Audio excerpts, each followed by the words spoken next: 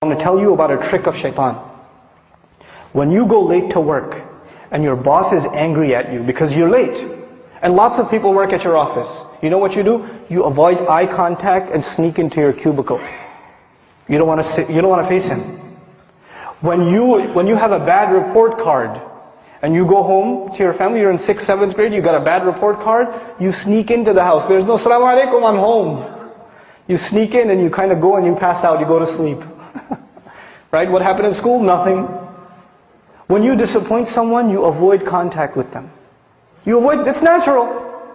In this case, when we do something shameless, when we wrong ourselves, who have we disappointed? Allah Azza wa Jal. We've disappointed Allah. So naturally, shaitan takes advantage of this. He comes to you and me and he says, "You're going to go pray now, you hypocrite? You do this shameless thing, you do this and that, and now you want to go attend a class? Now you want to go do, ibadah?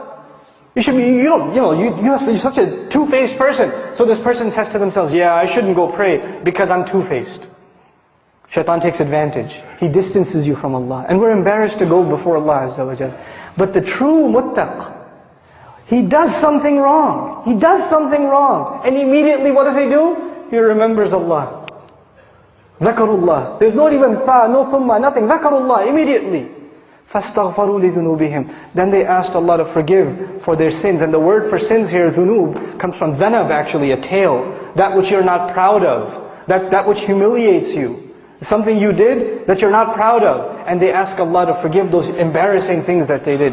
وَمَنْ يَغْفِرُ الذُّنُوبَ إِلَّا اللَّهِ. Who's going to forgive sins if not Allah? Who are you going to go to? Where else you got to go? Who knows the things that you and I have done wrong except ourselves and Allah? There's a lot of things in our closet that Allah has not exposed. And only Allah knows, and we have to find the time to ask Allah to forgive. This is the main attribute of people that are described that enter Jannah. أُولَٰئِكَ لَهُمْ جَنَّاتٌ تَجْرِي مِنْ تَحْتِهَا الْأَنْهَارُ. The ayat are coming. The sandwich between mentions of Jannah. And the last thing I share with you about this final passage, one time I was with my family, and we were at a mall. And this other mom, her child, she was yelling at her child. This mother was yelling at her child. And the kid's crying his head off.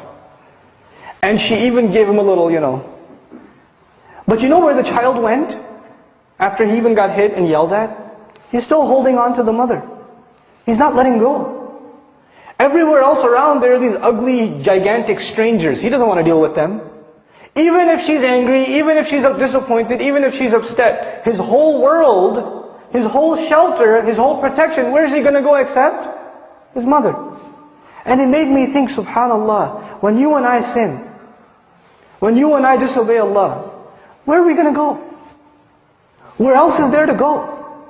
Who do we turn to? We don't have anywhere else to turn.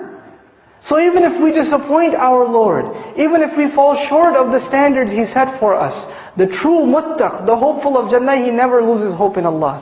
لا تقنطوا من رحمة الله. Don't lose hope in the mercy of Allah. You're not allowed to lose hope in the mercy of Allah. This is the attitude we have to internalize.